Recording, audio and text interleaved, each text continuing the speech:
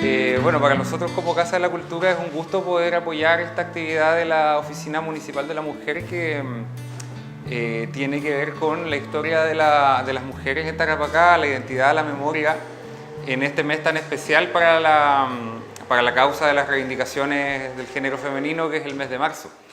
Entonces, algunas pequeñas alcances para introducirnos a la exposición, que es el fondo de la actividad que tenemos hoy día, esta tarde, tiene que ver un poquito con la historia del mismo Iquique. Ustedes saben, para que aparezcan movimientos sociales que proponen nuevas formas de organizarse, proponen nuevas formas de resolver los problemas que la realidad les reclama, tiene que haber todo un desarrollo económico y social que de alguna manera es la base desde la cual esos movimientos se manifiestan. En este sentido, Iquique durante el siglo XIX experimentó una gran transformación. En la época colonial era una pequeña aldea en torno a una iglesia aquí en el sector del Morro, y con el correr del siglo XIX, una vez que Iquique se incorpora a una república del Perú en 1822, comienza la explotación del salitre. Y esta explotación del salitre se hace de una forma muy precaria, se hace en unas oficinas chiquititas que se llaman oficinas de parada, y el salitre se transporta en mulas hasta una pequeña ciudad que ni siquiera tiene agua, hay que importar el agua desde Pisagua. Entonces es una ciudad que tiene muy pocos habitantes y tiene aún muy poco movimiento comercial. Pero en los años 50 y 60 del siglo XIX, bajo ya el gobierno del Perú todavía, la industria salitrera va creciendo más y más, y la ciudad va adquiriendo algún poco ya la forma ya no de una aldea, sino de una ciudad, con plazas, calles, edificios públicos, aduanas, etc. Finalmente, en el año 1870 ocurre la gran revolución industrial, que significa cuando las oficinas salitreras pasan a ocupar el sistema Shanks, y eso significa que dejan de ocupar unas pocas decenas de obreros y pasan a utilizar centenares de obreros. Y empiezan a aparecer las grandes oficinas que nosotros tenemos en nuestro imaginario colectivo, Santa Laura, Humberston y la clase trabajadora moderna. ¿Eso qué implica? Que el salitre experimenta un alza en su producción, y también en 1871 comienza a circular el primer tren que une Iquique con el pueblo de La Noria y con la pampa salitrera en torno a ese pueblo. Entonces ya no se usan las mulas y ya no se usan las pequeñas oficinas salitreras. Ahora tenemos una verdadera revolución industrial ocurriendo aquí en la provincia peruana de Tarapacá. Y esa revolución industrial va a implicar también el desarrollo de una serie de fundiciones, muelles, talleres, industrias de alimentos, talleres textiles, que van a llamar a una gran población, principalmente chilena, pero en realidad de todo el mundo, a migrar a Iquique y a generar lo que es la clase trabajadora urbana. Entonces, ahí viven obreros y obreras, viven en los conventillos y se enfrentan a una realidad social muy dura, con mucha precariedad. Entonces, eso ya es parte de lo que les va a contar la encargada de la Oficina de la Mujer. Y una vez que Iquique pasa a ser soberanía chilena, los movimientos sociales empiezan a adquirir una mayor calidad organizativa, una mayor condición de conciencia. Entonces, en 1890 yo me atrevería a decir que acá en los muelles de Iquique, en los sectores populares de Iquique, ocurre la primera huelga general que se va a irradiar al resto de Chile. Entonces, desde Iquique hacia el conjunto del país, podríamos decir que esta revolución industrial ha generado unas masas, sectores de masas, que irrumpen en la historia por primera vez en la historia de Chile. Entonces, ahí llegamos al Iquique de finales del siglo XIX, donde es terreno para toda clase de interesantes movimientos sociales, entre los cuales contamos el movimiento social organizado de las mujeres iquiqueñas y tarapaqueñas. Bueno, yo también soy historiadora, soy licenciada en Historia, y me enmarco en una perspectiva teórica que muchos quizás no conozcan. Nosotros pensamos en la historia, en la gran historia, como la política, las guerras, la diplomacia. Sin embargo, nosotras las mujeres siempre hemos estado presentes. Entonces, en esta perspectiva teórica, la idea es visibilizarnos la importancia que hemos tenido para los procesos sociales, y de los cuales muchas veces no aparecemos en los libros, pero no por ello somos menos importantes. Bueno, esta idea de por qué las mujeres han estado invisibilizadas tiene que ver con una lógica androcéntrica, es decir, que solamente aquellas cosas que suceden en el escenario público, en los gobiernos, en la participación de los partidos políticos, en la economía, tienen relación con los hombres. Entonces, todas aquellas cosas que hicimos las mujeres en los espacios domésticos quedan invisibilizadas. Entonces, me parece que es sumamente importante, de cara a la realidad actual, a los movimientos sociales, empezar también un poco a recuperar esta memoria de los movimientos, los primeros movimientos sociales acá en la región de Tarapacá, y que a nivel nacional también tuvieron gran relevancia. Bueno, uno de estos espacios de exclusión en los que hemos estado las mujeres a lo largo de la historia es el ámbito laboral. En el contexto que nos hablaba mi compañero, las mujeres estaban comenzando a insertarse laboralmente en masa en estas industrias potenciadas por la industria salitrera. Me refiero al área sobre todo de las manufacturas, en el área textil y en los servicios domésticos, como dependientes en las tiendas, en la pampa, en las pulperías, de vendedoras, el comercio, en todo un montón de actividades laborales en las que comenzaron a feminizarse. Por ejemplo, tenemos hacia principios del siglo XX fábricas en las que tenemos principalmente mujeres. En el área textil, por ejemplo, ese es un ejemplo de una fábrica de sombreros hacia 1910. Si podemos ver ahí, es eminentemente femenina, son mujeres en la confección. Acá en la región se daba de manera similar, especialmente en las ocupaciones de modista y de costurera. Por ejemplo, acá tenemos unos gráficos según los cifras de población del periodo. Podemos ver el crecimiento entre 1895, cuando comienza el periodo chileno acá tras la Guerra del Pacífico, se incorpora a la región, y la población, como decía Damián, empieza a migrar en masa. Las mujeres siempre fueron, en relación a los hombres, un poco menos en cantidad en la entonces provincia de Tarapacá. Sin embargo, son un contingente importante. Y para la industria, en estas áreas que yo les menciono, que se fueron altamente feminizando a lo largo del periodo, tenemos, por ejemplo, la industria textil, que hacia 1898, en todos los ámbitos que son sastrerías, modistas, sombrereros, habían solamente 391 hombres versus 2.551 mujeres. En la lavandería, claro, 15 hombres en el total de la región, o sea, si lo dimensionamos versus 2.555 mujeres, y así como ustedes pueden observar ahí. Entonces, no se explica que no aparezcamos dentro del funcionamiento de la economía salitrera. Nosotras las mujeres sí tenemos cifras en que, bueno, industrias que movilizaron gran contingente de mano de obra, y en términos de flujo económico, o sea, de ganancia, de ventas y de importancia para el comercio, como el textil.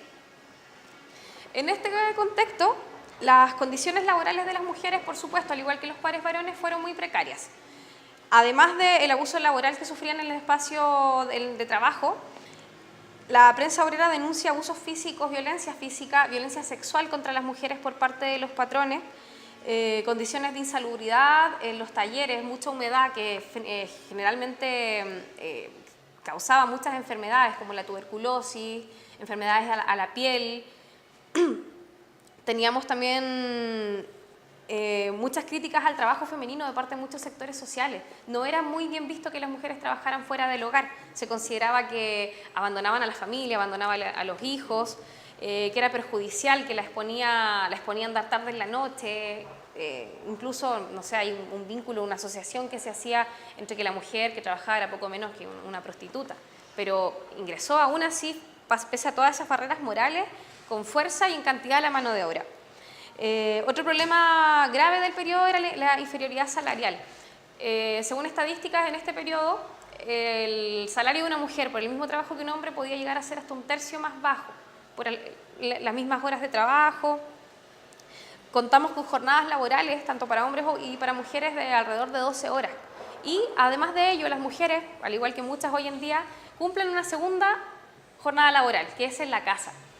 Hoy en día nosotros podemos ver, analizar que han cambiado un poco los roles, que los padres, los maridos comienzan a apoyar en las labores domésticas, pero al menos a principios del siglo XX eso no está instalado entre la gente. Entonces las mujeres, después de 12 horas en el taller, como les veíamos ahí, en las fábricas de sombreros, de lencería, llegan a su casa a encargarse de los hijos, de la limpieza, de la comida. Y sumándole a todo esto, tenemos la ausencia total de derechos sociales por parte del Estado. No tenemos protección en salud en vivienda, en educación. Entonces, frente a todas estas problemáticas que aquejaban a las mujeres, surge la organización. Al igual que los hombres obreros y los hombres pampinos, se inician las huelgas, inician las movilizaciones en pro de mejorar sus condiciones de existencia, las mujeres también. Surgen las primeras sociedades mutuales. Las sociedades mutuales se empiezan a formar en Iquique en 1890. Esa es la primera organización social de mujeres que existió acá en la provincia. Fue la Sociedad Obrera Sudamericana de Iquique. Las sociedades mutuales están basadas en la ayuda mutua, tal como lo dice su nombre, en la ayuda solidaria frente a las necesidades. Entonces, especialmente en lo que respecta a salud y educación. En ese sentido, las obreras se organizaban mediante una cuota mensual que ponían de su salario para, en caso de enfermedad, en caso de muerte, poder generar un fondo común y pagar tratamientos médicos, los remedios, salidas al campo, a la costa, en caso de ser necesario para los tratamientos de los pulmones, o sea, en realidad para todas las enfermedades. En caso de fallecimiento de una de las socias, se le entrega a la familia una cuota mortuoria y tiene derecho a enterrarse en el mausoleo de la sociedad. Este, por ejemplo, está en el cementerio número 1, corresponde a la Sociedad Obrera Sudamericana de 1893. Es una de las más antiguas y, si no me equivoco, hoy en día, con algunos cambios de nombre, todavía está vigente con su personalidad jurídica, se reúnen de vez en cuando. Entonces, si lo pensamos en perspectiva, una de las primeras formas de organización de las mujeres hasta hoy, es bien valioso el trabajo que se constituye. Aparte de eso, la cuota servía para financiar una escuela nocturna. En este periodo, el nivel de escolaridad de las mujeres en relación al de los varones es bajísimo. La cobertura de educación en la provincia también es baja. Tenemos funcionando solamente 4 escuelas, me parece que son 2 mixtas, una de niñas básica y una de varones, hasta la fundación del Liceo de Niñas por ahí por 1899. Entonces, además de ser difícil el acceso, porque las niñas muy jovencitas partían a trabajar en vez de ir al colegio, es muy limitada. Y por lo demás, la educación estaba orientada a labores domésticas, a crear buenas esposas y buenas madres, y no tanto así orientadas a tener un mejor rendimiento laboral que les permitiera tener mayores ingresos. Entonces, para ello, las sociedades mutuales también financiaron colegios, escuelas nocturnas. Una de ellas funcionó en el segundo piso de la Sociedad Artesano, que era de la Sociedad Protectora de Señoras. Entonces, ellas funcionaban en las noches en el segundo piso para precisamente apoyar el progreso de las mujeres, que tuvieran mejor acceso a educación, ya que el Estado simplemente no lo cubría. Hacían actividades culturales, conseguían rebajas de precio para obras de teatro acá en el Teatro Municipal después de su fundación, veladas, participaban también con los grupos obreros de las filarmónicas, no sé si han escuchado hablar, es decir, de toda una sociabilidad cultural orientada precisamente al progreso intelectual de las mujeres, al crecimiento cultural. Entonces, estas sociedades mutuales que se generan en base a estas solidaridades entre mujeres van generando una identidad entre la mujer popular de Iquique que está basada no solamente en el compartir la experiencia de la pobreza, al igual que lo hacían los varones, sino que también en el reconocerse mujeres, que había un problema específico, como les menciono al principio, es decir, las brechas salariales, problemas específicos de mujeres. Y eso nos da un antecedente de lo que sería el resto del siglo XX con los movimientos de mujeres hasta hoy en día. Es la primera vez que las mujeres se reconocen como pares y deciden organizarse. Bueno, los obreros en general, los esposos, los hermanos, los padres de estas mujeres, ¿cómo se toman todo esto? En principio, muy bien. Es fantástico que las compañeras se estén sumando a las luchas de los obreros, a la lucha de toda la clase trabajadora. Sin embargo, hay ciertos rasgos en su paternalismo, en esas relaciones más tradicionales, por así decirlo, en que ellos no abandonan sus prácticas. Es decir, por ejemplo, hay reuniones a las que las organizaciones de mujeres no pueden ir, que son solamente de la mancomunal, y hay espacios un poco segregados. Por ejemplo, acá tengo una cita de un recorte de prensa que salió en 1907, dirigida a una obrera. Dice: una joven obrera, de esas que a centenares existen en las grandes capitales, bellas y desgraciadas hijas del amor y de la miseria. Está sentada en su indigente taller de costura. La cara de la joven es pálida, tiene la palidez de los lirios enfermos, porque la terrible enemiga, la tisis, ha puesto sobre su faz el sello triste. Este es el periódico El Pueblo Obrero. Acá en estas figuras, entonces, a las que los hombres apelan cuando se trata de las mujeres es a verlas como víctimas, es a verlas como, o sea, es de todas formas empatizar con lo que ellas sufren, pero también es un llamado que ellos sienten a proteger y a veces a tomar también la voz de mando de las demandas que estaban levantando estas organizaciones. Se generaban ahí ciertas fricciones, pero hasta por lo menos 1907 esto no generó mayores problemas. Ya. Bueno, hacia 1907, tras la matanza de Santa María de Iquique, que es un hecho trascendental tanto para nuestra historia regional como a nivel país, que me atrevería a decir un poco que renueva las formas de organización de los obreros en el periodo, que genera toda una evaluación de lo que hasta aquí se había hecho y por qué llegamos a una conclusión tan terrible como fue la matanza. Las organizaciones mutuales comienzan a decaer. Y en la siguiente década se van a producir nuevas formas de organización que van a venir de la mano de un hombre muy querido para el pueblo iquiqueño, que fue don Luis Emilio Recabarren. No sé si han escuchado un poco hablar de él, el líder socialista. Don Luis Emilio llega en 1911 acá a la región y comienza a regenerar un poco el movimiento de los trabajadores. Y tenemos un hito en el 1 de mayo de ese año, cuando llegó don Luis Emilio, que es una chica que se llamaba Rebeca Barnes, que me imagino que todas nosotras siendo iquiqueñas, es poco, hay mujeres que escucho que la conocen. Rebeca Barnes a sus 15 años se plantó en un mitin de obreros celebrando el 1 de mayo a hablar sobre la importancia de las mujeres en las luchas sociales. Entonces fue también bien llamativo, porque aparte de que era muy jovencita, fue un paso más allá de las mutuales, es decir, aparte de la ayuda mutua, de la solidaridad, ya era entablar estos temas públicos de forma masiva. ¿Ya? Hacia 1912 tenemos la fundación del Partido Obrero Socialista. Ahí en esa reunión estaba liderado por Luis Emilio Recabarren, Elías Laferte, Nicolás Aguirre y Julio Redondo. Todos ellos eran miembros del Partido Democrático.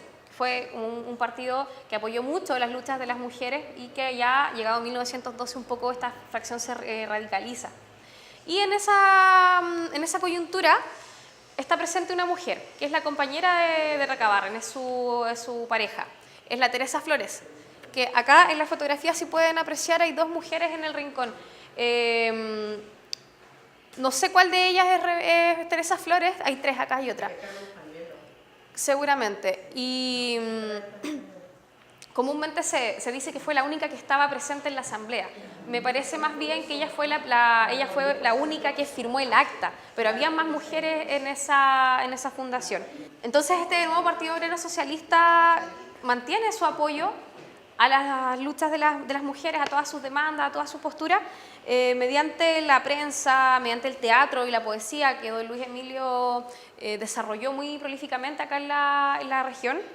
Las obras de teatro en donde se representaba a las mujeres entonces sufriendo como una especie del último eslabón en la cadena de explotación finalmente en el capitalismo. El año 1913 ya hay un hito que también yo creo que ya ha ido un poco tomando fuerza y lo podemos leer ya más a menudo en los libros de historia o en los mismos conversatorios como este, que fue la llegada a la provincia de la Belén de Zárraga, una conferencista española que fue precisamente invitada por Luis Emilio Recabarren, que estuvo entre los meses de marzo y julio de 1913 acá en la región. La Belén de Zárraga tenía como principal postura política, obviamente, el socialismo, reivindicar las luchas de la gente pobre, de denunciar la explotación, denunciar los abusos y, por otra parte, el anticlericalismo, es decir, oponerse a los dogmas de la Iglesia por considerarlos que eran una de las principales trabas para el desarrollo de las mujeres. ¿En qué sentido? En que la educación católica era profundamente moralista, entonces no le permitía, por ejemplo, desarrollarse para ir a la universidad.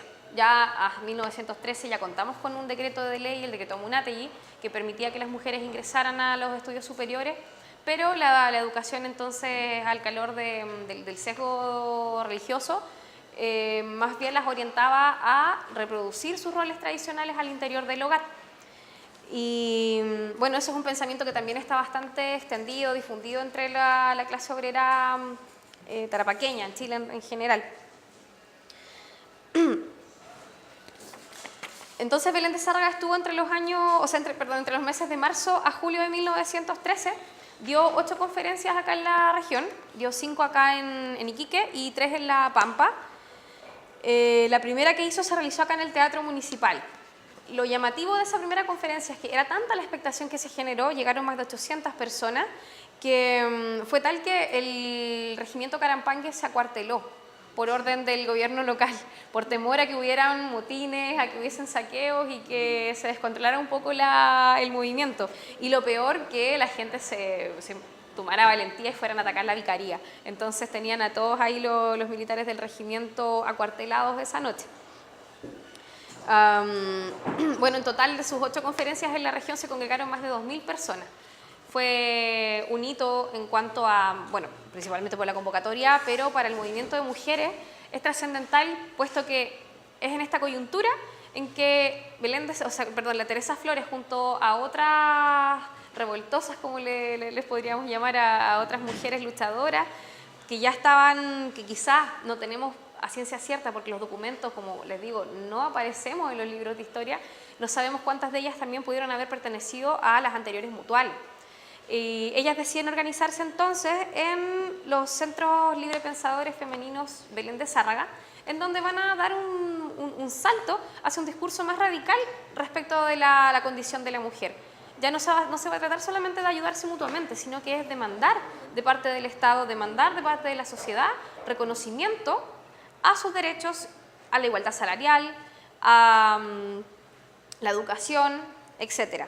En esa fundación del Centro Femenino acá en Iquique, el 3 de abril, estuvo por supuesto Teresa Flores, contamos a María Castro, Margarita Zamora, Juana de Guzmán, Luisa Zavala y la Rebeca Barnes, esta chica que la teníamos en 1911 ya dando discursos frente a miles de obreros y que su incorporación al Centro Belén de Zárraga le costó su expulsión del Liceo de Niñas, porque fue un escándalo, es decir, es todavía menor de edad, no es posible que esté como adhiriendo a estos pensamientos tan radicales y generó mucha polémica que se vio en los diarios y fue expulsada. Bueno, los centros femeninos funcionaron entre 1913 y 1915. Funcionó dos en La Pampa, estaba uno en el pueblo de Negreiros y otro en Lagunas, aparte del de acá de Iquique. Las principales actividades que ellos realizaban eran veladas. Las veladas se trataban, por ejemplo, de, como hoy en día podríamos imaginar, un poco una peña, es decir, representaciones teatrales, artísticas, más una charla, un debate, se daban discursos, en donde se promovía entonces todos estos ideales de los que les hablo, la igualdad, la emancipación de la mujer finalmente. Y las elecciones de 1915, elecciones presidenciales y parlamentarias, los centros femeninos Belén de Zárraga tuvieron mucha importancia, mucha incidencia. Bueno, a partir de 1914, la actividad de estos centros comenzó a decaer, principalmente por la migración que se produce de la región de un gran contingente de trabajadores a raíz de las crisis cíclicas del salitre, pero la de ese año impactó principalmente por la fabricación de salitre sintético. No sé si, bueno, después en pleno conflicto de la Primera Guerra Mundial, en Europa se descubre el salitre sintético, entonces lo que se exportaba de acá de Chile decayó considerablemente, que bueno, era utilizado para el abono de la tierra, para la industria armamentística y química, y dejó de tener importancia. Por tanto, la crisis fue profunda y la gente comenzó a emigrar. Por tanto, las organizaciones obreras y, por supuesto, de mujeres perdieron acción. Bueno, teníamos la foto entonces de Teresa Flores. Ahí aparece junto a Luis Emilio Recabarren. acá tenemos desde 1918 hasta aproximadamente los años 1930, 1935, ya una tercera etapa para estos movimientos y que tiene que ver con el protagonismo masivo de las federaciones obreras y de los partidos políticos. Ya no tanto las organizaciones pequeñas, las mutuales, las organizaciones más autónomas. Entonces, por ejemplo, acá tenemos un congreso regional de la FOCH, la Federación Obrera de Chile, creada en 1909. Este congreso es de 1918 y acá también podemos ver nuevamente presencia femenina. Al interior de la FOCH, en 1917, se crea la Federación Femenina, perdón, el Consejo Federal Femenino primeramente, que fue presidido precisamente por la Teresa Flores. Teresa Flores también es importante para la historia nacional porque fue la primera mujer en ocupar cargos directivos en una organización sindical a nivel nacional. Entonces también tiene esa relevancia fuera de acá de Iquique. El Consejo Femenino de la FOCH tuvo también bastante incidencia en lo que fue la Asamblea de Alimentación Nacional, que fue una reacción de los obreros, una forma de organizarse frente a esta crisis económica que se estaba viviendo por el decaimiento de la exportación de salitre. Y en 1921 también al alero de la FOCH se crea la Gran Federación Femenina. Entonces, en este periodo que se inicia después de la Segunda Guerra Mundial podemos ver que las organizaciones de mujeres han perdido autonomía. Ya están insertas en las grandes organizaciones de los varones, en las federaciones, posteriormente con la creación del Partido Comunista en 1922. Entonces, además de perder su autonomía en cuanto a acción, también la van perdiendo en cuanto a sus discursos. Ya las demandas de las mujeres pasan a un segundo plano y hay una gran demanda que es la de clase, por así decirlo, es la convergencia de todos los problemas de los obreros en general. Por tanto, va diluyéndose un poco esta fuerza que habían cobrado, sobre todo desde 1912 en adelante. Por su parte también, bueno, la Industrial Workers of the World, que de índole anarquista, también tenía en su seno a la Federación Unión Obrera Femenina. Entonces, por todas las tendencias que podemos observar, las mujeres han ido perdiendo su autonomía en tanto como organización. Bueno, esos son los delegados regionales al Congreso de la FOCH de 1919. Ahí también vemos algunas caras femeninas, por lo menos unas cinco mujeres. Y también en la década de los 20 y más pronunciadamente hacia los años 30 ya tenemos otras capas, otros sectores sociales que han entrado en esta convergencia, en este escenario de movilizaciones, que son sectores medios. Por ejemplo, bueno, desde mediados del siglo XIX, las señoras de la aristocracia y los sectores medios han comenzado a organizarse, pero no son las mismas demandas, podemos entenderlo, que las mujeres trabajadoras. O sea, ya no están sufriendo problemas salariales ni explotación en los lugares de trabajo.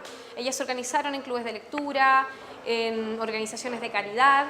Acá en la región teníamos, por ejemplo, la beneficencia, la sociedad de beneficencia, que tenía una ala de mujeres que se dedicaba a hacer colectas, a hacer fiestas en el de gala para financiar el hospital, por ejemplo, el hospital regional que financiaba esta instancia. Y dentro de los sectores medios que empiezan como a tomar fuerza en los años 20, tenemos, por ejemplo, el Consejo Nacional de Mujeres de 1919, el Partido Cívico Femenino en 1922 y el Partido Demócrata Femenino en 1924. Aquí ya tenemos toda una lucha que se trasladó su foco de atención hacia el sufragio, hacia el derecho a elegir y ser electas. Ya, y dentro de las figuras regionales que se destacan siempre está la Elena Cafarena. Bueno, Elena nació en 1903, pero en realidad, para ser sinceros con nuestra historia, ella creció y vivió su vida principalmente en Santiago. Entonces, es allá donde desplegó mayormente su actividad política. Básicamente, lo que hace Elena Cafarena, tanto como abogada y como activista, desde el año 35 en adelante, con el MEMT, Movimiento de Emancipación de la Mujer chilena, es pelear por la consecución de los derechos políticos, de los derechos ciudadanos.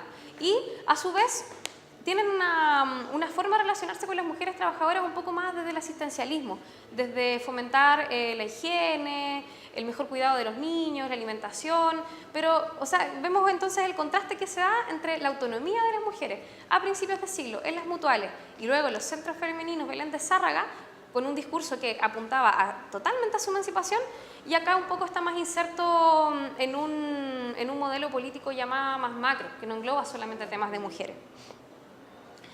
Bien, entonces para ir concluyendo, primero que todo, volver a mencionar que las mujeres siempre hemos estado presentes en los movimientos sociales, que la historia, finalmente, aunque de las corrientes más actuales que nos hablan de la historia social, de la historia desde abajo, hasta en ello hemos estado invisibles. Entonces, la necesidad de estos espacios y de que ustedes mismas hagan reflexión respecto de su vida cotidiana, de todo, no sé, por ejemplo, acá nuestra amiga me cuenta que ella todavía participa con las mujeres que hacen las flores de hojalata, es decir, todas las formas en que las mujeres nos organizamos y que no han sido ni nuevas ni pocas. Y entonces el llamado es a siempre presionar y pujar para que la historia se transforme, porque nosotras la transformamos. Bueno, las primeras organizaciones basadas en la subsistencia, en las demandas de lo más básico, se generaron a partir de la solidaridad entre mujeres, entre el reconocimiento mutuo de problemas específicos. Siendo entonces las mutuales los antecedentes más directos que tenemos de todas las formas de organización que se dieron a lo largo del siglo XX, que vamos a seguir analizando en las charlas que nos quedan la próxima y las subsiguientes semanas. Muchas gracias.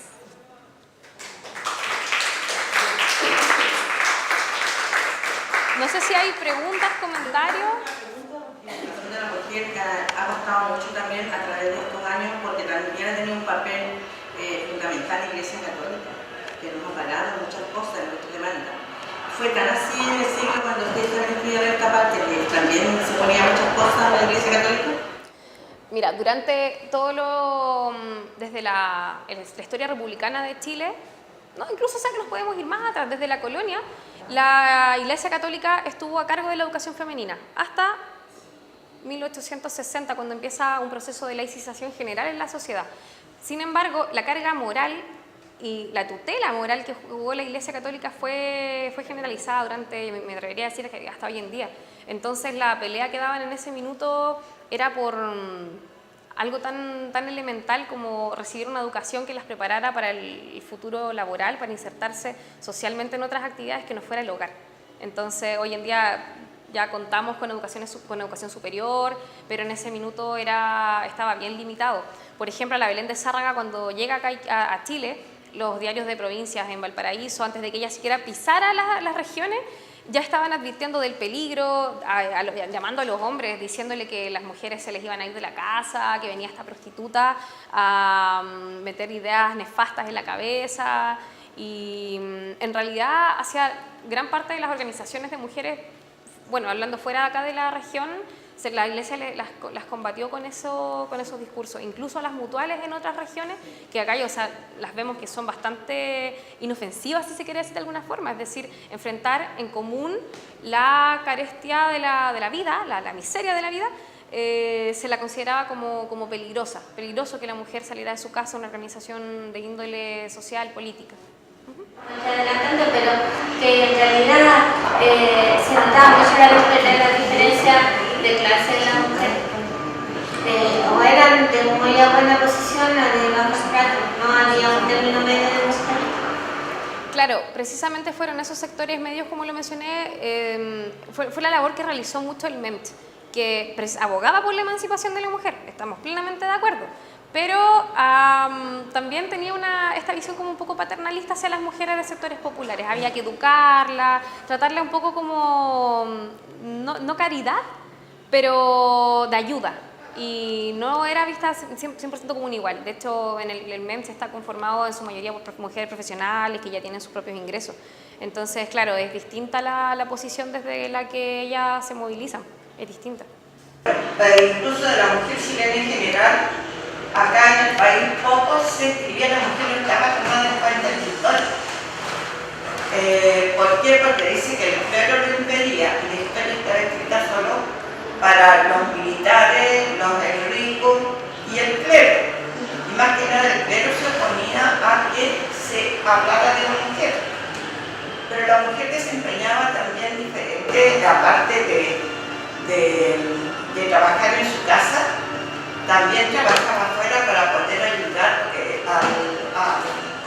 al marido, etcétera, en esos momentos, porque los sueldos eran bajísimos.